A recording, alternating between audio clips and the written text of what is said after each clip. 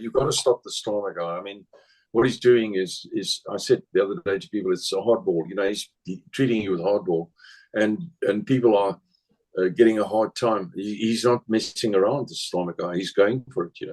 And I think the people there, as I said the other day, are gobsmacked. They don't know what to do. They just don't know what to do, because what do you do when this is being done to you? And Starmer said, okay, you can say something if you like. I'll just throw you into a cell.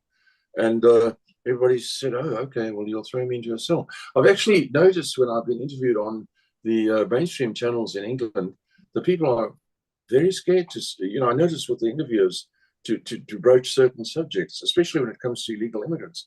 They're terrified of broaching the subject and will quickly change the subject for fear of being closed down or being arrested when they leave the studio.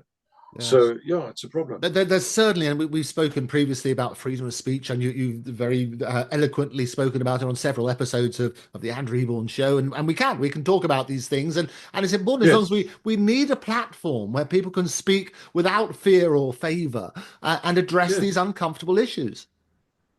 Well, yes, unfortunately, people go for the mainstream media because that's what they've been taught, and in fact, it's improved a lot. People have started to realize now that, the Times of London, which was always like this super bastion of, the best, is not actually doing that anymore. They're not the best anymore. They might look the best. They might have the best looking newspaper, but they're not reporting things correctly anymore for some reason, which is hard to understand.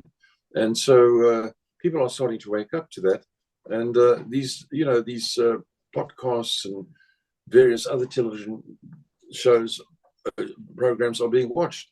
I mean, I was able to watch, because to a large extent, about 10 years ago, I wasn't particularly concerned. I had other things on my mind.